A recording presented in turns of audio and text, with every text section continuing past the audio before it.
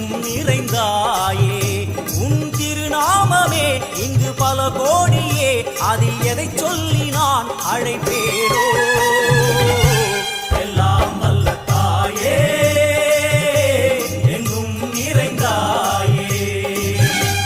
எல்லாம் வல்ல தாயே, எங்கும் நிறைந்தாயே.